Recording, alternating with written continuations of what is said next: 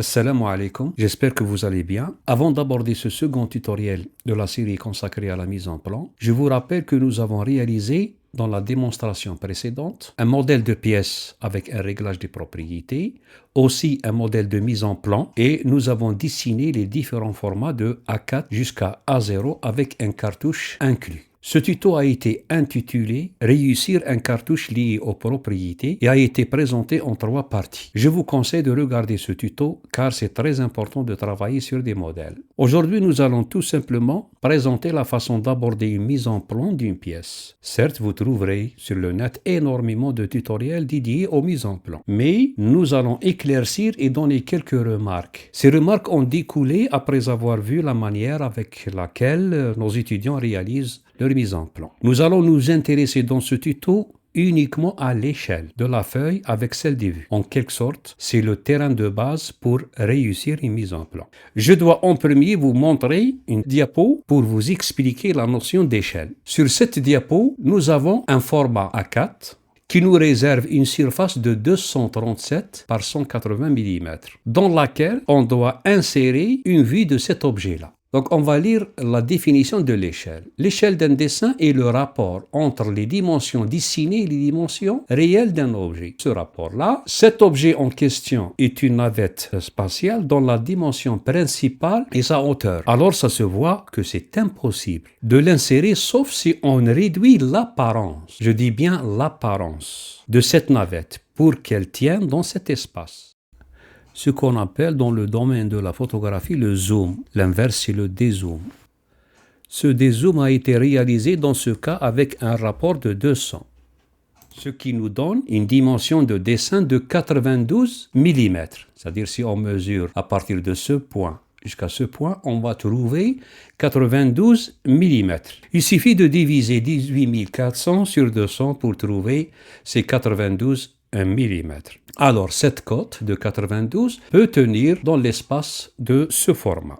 Attention, ici, la cote de la navette, cette cote-là de 18 400, elle n'a pas changé. Elle doit être reportée avec la valeur réelle sur le dessin. Ce n'est pas les 92 mm qu'il faut mentionner ici. Vous avez ici quelques valeurs recommandées par la normalisation. Pour les vraies grandeurs, on prend l'échelle 1 sur 1, c'est-à-dire il n'y a ni réduction ni augmentation. Là, nous avons des réductions, on part de 1,5, on peut prendre ces valeurs-là, il existe d'autres. Et il y a aussi les agrandissement pour les petites pièces ou bien pour les petits objets. Donc, ce sont des valeurs recommandées, mais pas obligatoirement respectées. Vous pouvez prendre des valeurs personnalisées. On passe maintenant à la démonstration. On va commencer une nouvelle mise en plan. Une fenêtre s'affiche. Il s'agit de la taille de la feuille ou bien du format de fond de plan. Nous avons ici les tailles standards avec cette case coché, on affiche uniquement les formats standards. On décoche cette case pour voir. Donc les autres, il s'agit toujours des mêmes formats de A4 jusqu'à A0, mais avec les autres normes. Voilà, on va rester avec le standard ISO. Là, nous avons affiché le fond de plan, c'est-à-dire une fois cette case affichée, vous affichez le cartouche, la bordure, etc.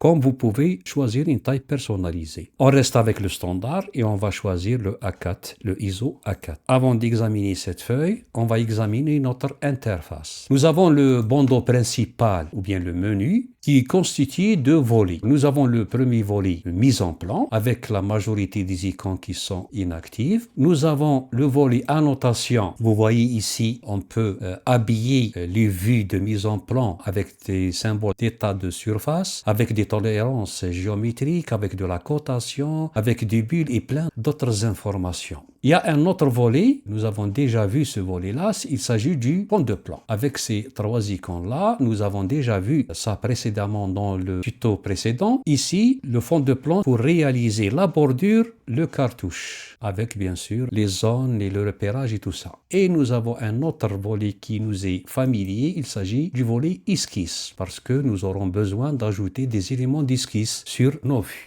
On va revenir sur le volet mise en plan. On examine aussi la partie gauche, l'arbre manager ou bien l'arbre de construction. Là, il y a un outil qui est très important, format de ligne. On aura besoin. Donc, pour afficher ces formats de ligne dans cette zone, il suffit d'aller à la barre d'outils et l'actionner de cet endroit-là. De ce côté-là, on aura besoin par la suite du volet ressources. Maintenant, revenons à cette feuille que nous avons choisie. Mise en plan 1. Alors, on va zoomer un peu pour vérifier l'échelle 1 sur 1.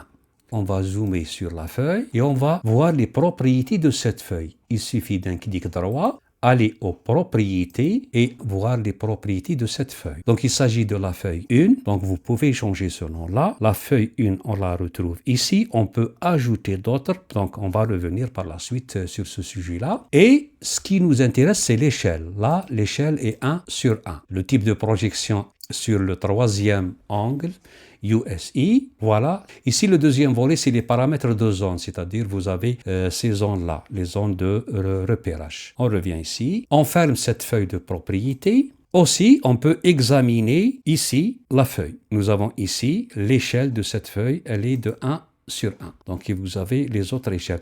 Bien sûr, vous allez remarquer que vous n'avez pas le 1 sur 3.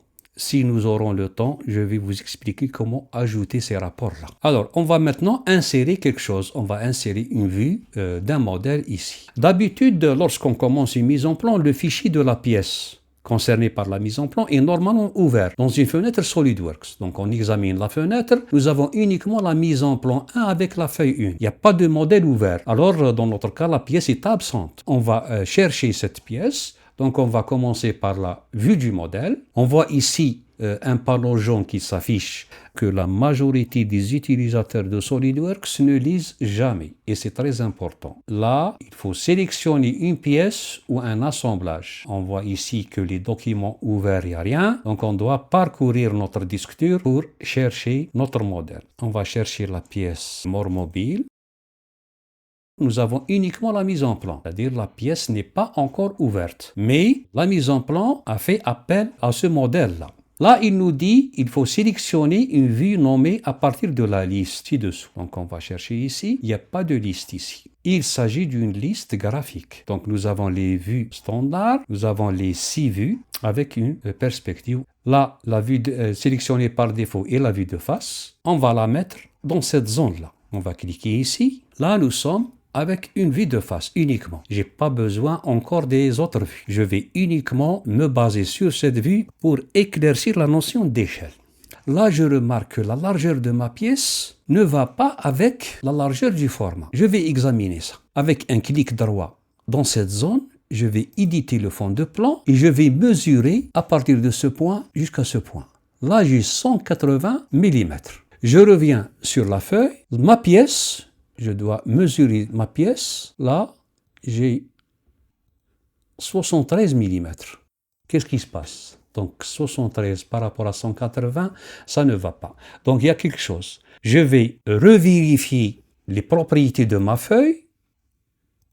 Et je vois ici que l'échelle a été changée. Nous avons démarré avec une échelle de 1 sur 1. Maintenant, nous avons 1,5. D'ailleurs, on peut le voir ici. Donc là, j'ai 1,5. Pourquoi? C'est-à-dire ici, SolidWorks qui a fait un calcul pour nous permettre, bien sûr, de mettre une vue de face avec les autres vues de côté. Pour un espace de 180, donc il a calculé un rapport de 1,5 pour nous permettre de placer les autres vues. Par exemple, je veux revenir à l'échelle 1 sur 1, donc je dois revenir sur les propriétés. Là, je ne trouve pas les propriétés. Il faut élargir cette colonne-là et accéder aux propriétés. Donc, je dois remettre ici 1, échelle 1 sur 1, et je vais appliquer les changements. Voilà. Là, ça peut correspondre. 73 avec 180, c'est valable. Alors, ici, l'échelle est redevenue 1 sur 1.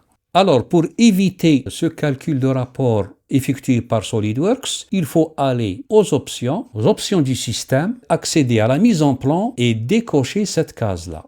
Mise à l'échelle automatique des nouvelles vues de mise en plan. On va décocher ça, on va valider et on va revenir. Donc, je vais supprimer cette vue, soit avec le clavier. Donc, il faut sélectionner son cadre et supprimer avec le clavier ou bien avec le clic droit de la souris. C'est la même chose. Je vais chercher ma pièce, je vais refaire la même chose, prendre le Mormobile, prendre la vue de face, et voilà. Cette fois-ci, le rapport n'a pas été effectué par SolidWorks. Nous avons la vue à l'échelle 1 sur 1. Examinons maintenant cette propriété de cette vue-là. Nous avons la vue du modèle de mise en plan 2. Pourquoi 2? Parce que j'ai refait une deuxième mise en plan. Donc c'est pour cette raison que l'incrément est passé à 2. Je vais examiner l'échelle. Je ne vais pas m'occuper des autres propriétés. Ne vous inquiétez pas, on va revenir. Alors ici, nous avons l'échelle. Ici, on utilise l'échelle de la feuille. Comme on peut utiliser une échelle personnalisée. C'est-à-dire, vous pouvez par exemple changer et avoir, par exemple, une échelle 2 fois supérieure. Mais remarquez ici, l'échelle de la feuille ne change pas. Nous sommes toujours sur 1 sur 1. Uniquement là, je suis sur l'échelle de la vue. Donc, il s'agit de l'échelle de la vue de mise en plan 2, de ce cadre-là. Attention. Donc, je peux revenir maintenant à l'échelle de la feuille, 1 sur 1, et je peux valider. Abordons maintenant cette mise en plan d'une autre manière. Je vais fermer cette mise en plan, ne pas enregistrer. Je vais ouvrir mon modèle en premier.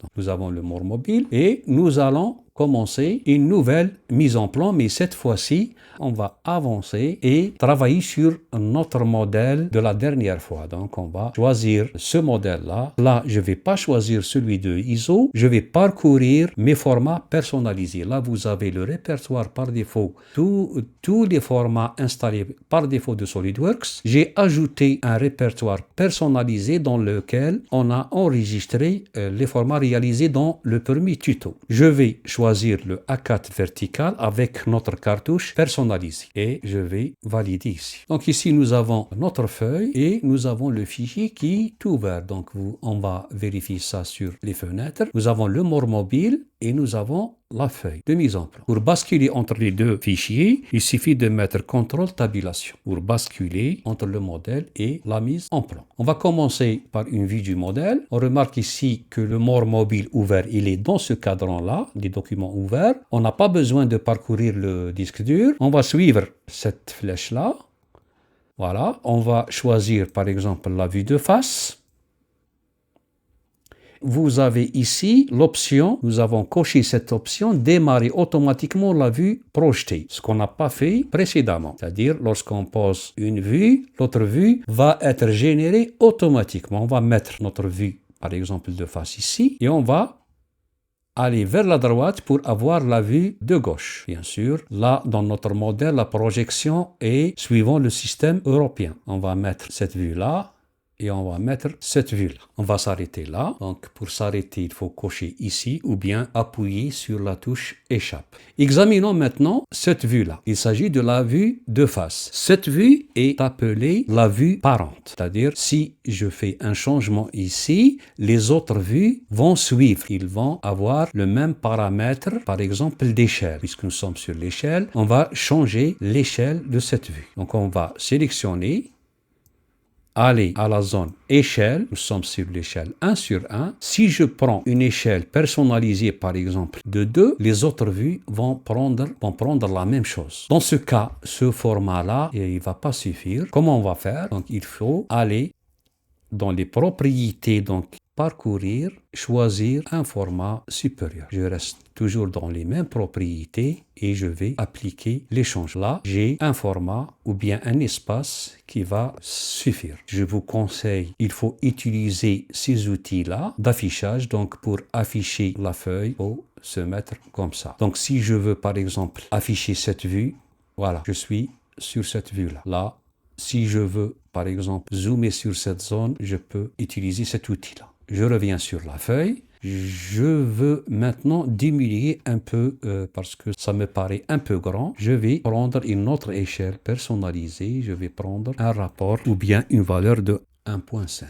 Je vais valider. Voilà, vous remarquez que les autres vues ont pris la même chose. Mais si je change cette vue-là, l'échelle de cette vue-là, je peux prendre par exemple une échelle personnalisée de 2. Vous remarquez que les autres vues ne sont pas affectées. Pourquoi? Parce que cette vue, c'est la vue parente, c'est la vue de face. C'est-à-dire, à partir de cette vue, nous avons généré les deux autres.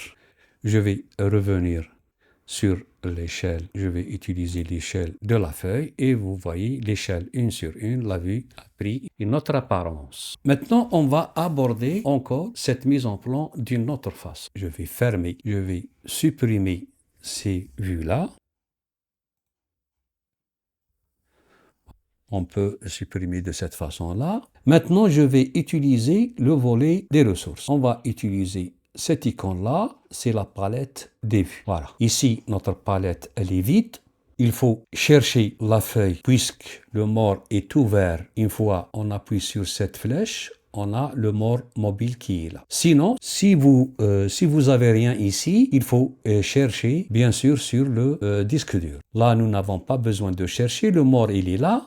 Et vous avez les vues standards. Vous avez la vue de face, dessus, droite, arrière, gauche et dessus. Et vous avez ici les trois vues en 3D. Il s'agit des perspectives isométriques, dimétriques et trimétriques. J'espère que vous connaissez la différence entre ces trois modèles-là. La vue en cours, c'est celle du document ouvert. On va ici maintenant d'aller vers le document ouvert et changer, par exemple, de cette façon-là. Je reviens sur le mode mobile. J'ouvre là, je vais rafraîchir et vous voyez que la vue a changé. Comme vous pouvez ajouter une autre vue. Je reviens ici et je peux maintenant, par exemple, ajouter une vue de telle sorte pour montrer ce passage-là, le passage de ce trou-là. Je peux mettre ça comme ça et je vais maintenant enregistrer cette position-là.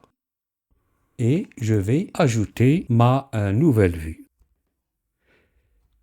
Nouvelle vue. Je vais laisser ça comme ça. Je reviens à la mise en plan. Palette des vues, rafraîchir et vous avez une autre vue, la nouvelle vue ici. Je peux maintenant ajouter directement ma vue de face, la vue de gauche et la vue de dessus. Je valide ici et je peux changer l'échelle. Maintenant, je vais la changer à partir de ce panneau-là. Je peux passer par exemple à l'échelle 2. Et arranger mes vues de cette façon-là. On va examiner la palette des vues. On remarque ici que nous avons utilisé la vue de face, la vue de dessus et la vue de gauche. Elles sont cochées. Pour les autres vues, elles ne sont pas encore utilisées. On peut par exemple ajouter cette vue-là, l'ajouter ici. On voit qu'elle est un peu grande à l'échelle 2. Voilà, vous avez ici la vue de mise en plan 4, c'est la quatrième vue. Alors, tous ces paramètres-là sont relatifs à cette vue-là. Donc, on va examiner son échelle. On va utiliser par exemple l'échelle 1/1.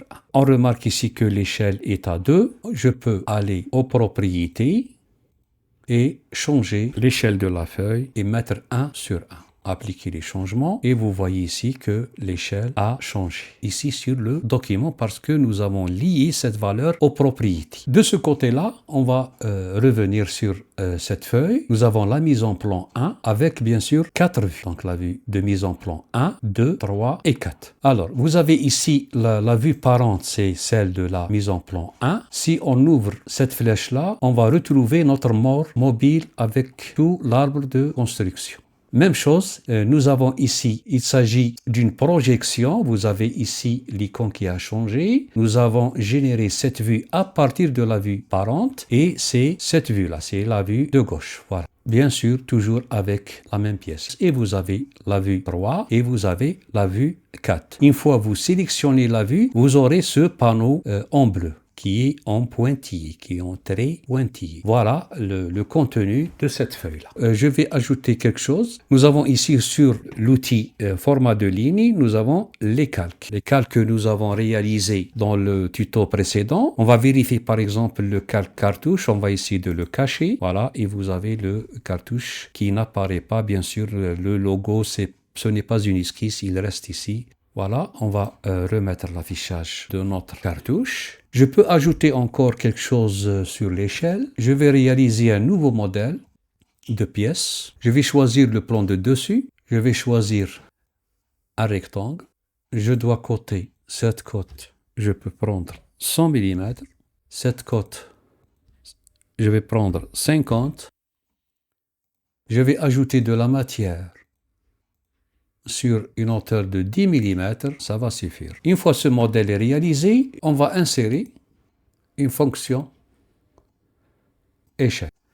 Alors, là, nous avons la mise en forme sur les 3 axes, mise à l'échelle uniforme. Je vais prendre par exemple un coefficient de 2. Voilà. On va mesurer par exemple ce côté-là. Donc, nous avons démarré sur 10 et nous avons ici 20. Et ce côté-là, nous avons toujours 20 et nous avons 200. C'est-à-dire les dimensions de notre pièce ont changé. Là, il ne s'agit pas d'échelle. Là, c'est un autre modèle de pièce. Alors, à mon simple avis, je vois que le choix de cette appellation échelle ne convient pas ici. Il faut changer cette appellation-là. Il ne s'agit pas d'échelle. Là, il s'agit d'une augmentation de volume. Donc, il faut chercher le terme qui va, à mon avis, l'échelle ne convient pas. Donc, du point de vue appellation, il faut séparer la notion d'échelle avec celle-ci.